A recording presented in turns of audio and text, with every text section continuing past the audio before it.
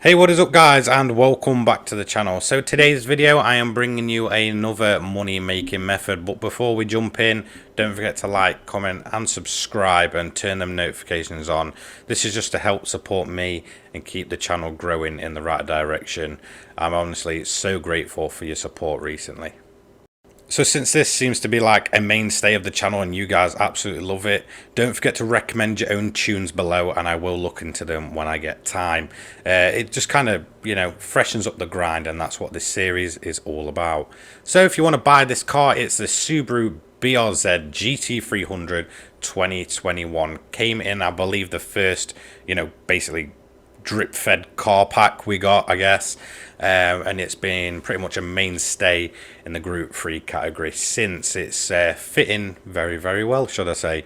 It's yours for 450k, so not too pricey and a very good sort of cheap entry point.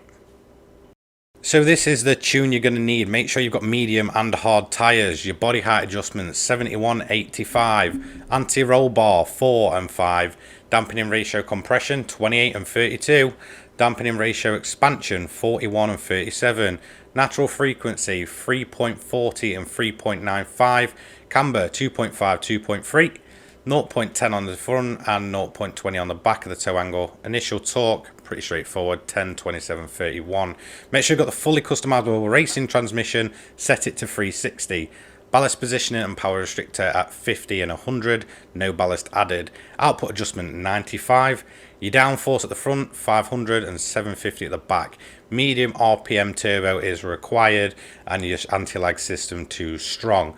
Nothing else is needed. Feel free to pause at any time so you can just copy and basically paste it yourself. The event this car is good for is in Europe, and it's the Sardinia road track. Kind of obvious, but we have a bunch of new players in the GT community recently, and it's the World Touring Car 800 event you're going to be using. This is going to be a double strategy video. So the first strategy, I'm going to outline all the main bits that you need to know, and then the second one I'll sort of just brush over how it's going to work when you need to pit and such. This is a two-stop strategy. You're going to run the mediums to start with, and you're going to keep it in power mode 1. Essentially, you're breaking the race up into a sprint, then into a more, I guess, sort of laid-back fuel-saving mode, and then you're going to sprint again to the finish. As you can see, I've actually got the difficulty on normal here. I usually run it at easy because it sort of allows me to see where the cars are at, and I'm only grinding money. I'm not there for a challenge. So you will see that the AI in the second strategy is actually going to be a lot slower than these guys. But basically on the outlap, you're just going to work your way up through the grid, and you're going to do that pretty easily no matter what difficulty you're on, really. But I would recommend just toning it down to easy. You're grinding money, there's no need to sort of have a mistake or something and lose out on 25 minutes of your life. So yeah, the AI can be rather clumsy, and if you run into them at the wrong part of the track, you can guarantee they will put you in that wall. So as you can see, I'm coming up to a big group of them. It's an absolute nightmare when they're bunched up like this. However, we're just going to try and work our way through. Bit of a clumsy outlap, I'm not going to lie, as I'm sort of adjusting to the feeling of this car as we sort of get pushed up against the wall there. We are coming towards the end of the lap, and we're basically going to use the massive straight line speed advantage we've got to basically just breeze past the rest of the cars. Don't worry about track limits or any of that stuff. The only time you'll lose your clean race bonus is if you overtake under your yellow flag. So on to lap 2, and I'm just going to sort of show you more along the lines of the real pace of this car when running this fuel mix. As you can see, we're already closing down on second place as we come to the end of lap 2. We're just going to breeze on past out of the corner and use our speed advantage to power on down the straights. And you're going to see this car is good for a 136 to a 137 lap time, so not too bad really. We're going to overtake the Dodge Viper on lap 3. This car is going to be running a similar strategy to us. We're just going to cruise on past and basically never look back. We are going to have to kind of overtake it again, but I wouldn't worry too much because she will honestly fly, even in your, I guess, more fuel saving stint. On to lap 4, pretty good transition there, I'm not going to lie. We're going to box in, and we are actually going to pit for hard tyres, and we're going to refuel the car to full. Now this is where the strategy sort of changes up. We've kind of done the sprint, and now we're going to go into a fuel saving method. Now this car isn't the best on its fuel consumption or its tyre wear really. I did notice like towards the end of this race the hard tyres were a little bit more prone to trying to kick that back end out. But if you're better on saving tyres than myself, then you may be pretty damn good to the end. At this point, you want to go to fuel mix 6. As you can see, we've dropped behind the Viper and a bunch of other cars that are on a different strategy, but don't worry about it. You're going to make them positions up pretty easily. Just run fuel mix 6 and go into a more fuel saving method. So on to lap 5 here, and we are still stuck behind the cars that aren't, pitting. It gets a little bit hairy at times, but you just want to be sort of aware that obviously if you've got this on the higher difficulties, you may run into this issue, and it can slow you down and cost you time. Obviously, grinding is all about timing. And the main thing you kind of want to do to keep that, them lap times down and keep your overall time down, is just time your overtakes. Just kind of look where you can go through on the inside and such, or on the outside. It obviously is a bit of a problem, kind of getting stuck up behind slower traffic. But just kind of, like I said, just time it to perfection, and don't worry if you kind of bump into them, it won't cost you your clean race bonus.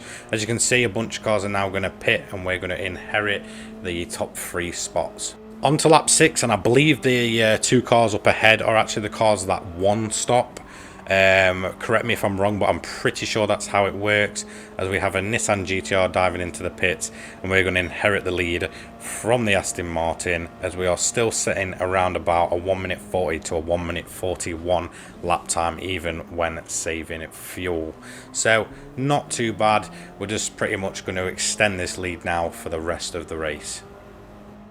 As we come on to lap 10, we are going to start lapping the field. We are going to have to make another pit stop, so be prepared to have to keep constantly lapping vehicles for this second half of the race. It's a bit of a nightmare, and like I said, getting stuck up behind them is absolutely horrible because it really just wastes time. But eventually you will, pretty much learn the lines that these cars take, and you'll know where you can and can't make moves. As you can see, lap 11. We are going to box in again, and we are going to take our final pit stop. We've done our fuel saving. It's up to you really when you want to do it, but I would recommend end of lap 11 onto 12. Just lift and coast if you need to. And at this point, we are going to keep on the hard tyres. It's up to you if you want to change. It will cost you a little bit more time. Personally, I wanted to stay on the hards because they weren't too bad at this point. And I'm just going to fill the car to full.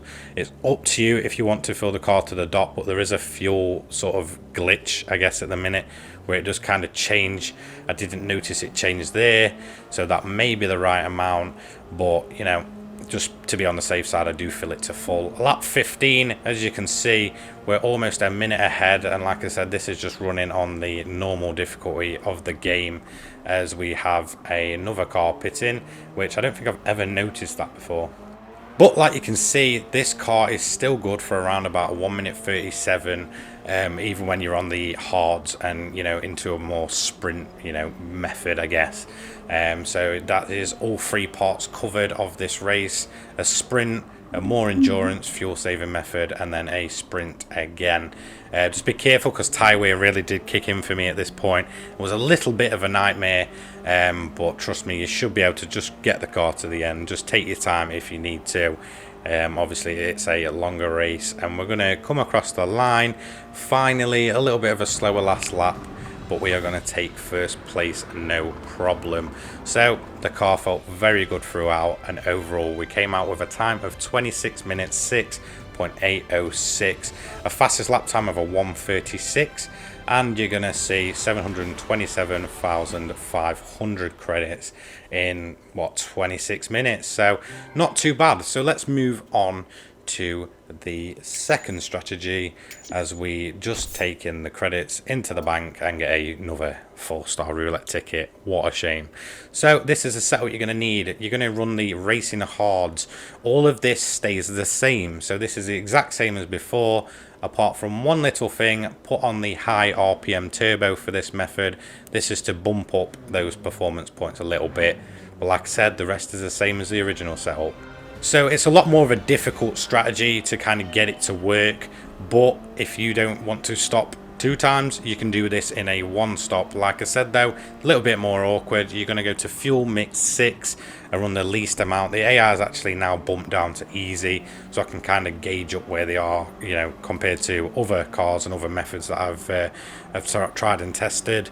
And as you're going to see, we're still going to manage to basically get past them, no problem, even when we are running the, I guess, more fuel efficient engine modes. We're just basically going to kind of work our way through as usual. Obviously, we don't have the insane power advantage we did, because obviously, like I said, it's all about saving fuel.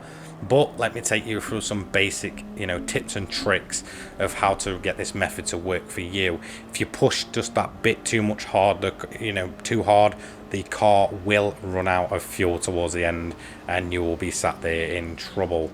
Very frustrating. You know, it will kind of cause you to do a second pit stop right on the last lap.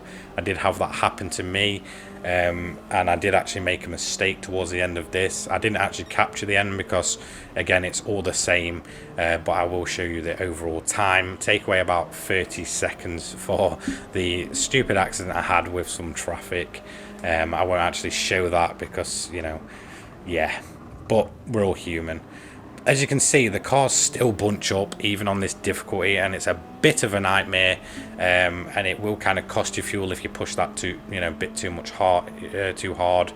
But we are still going to use a speed advantage to basically do the majority of overtaking on more straight parts of the track, as we are just not as quick as we originally were through the corners. We come across with a 1:45 opening lap. Quite a bit slower really than the previous method, but as you're going to see, it's good for around about a 1:41 average, so not too bad. At this point, you want to just kind of lift and coast and short shift as much as possible, because on the end of lap 7 we are going to box in and take our one and only pit stop of this race. And yeah, it's just going to kind of require you to do more of the same.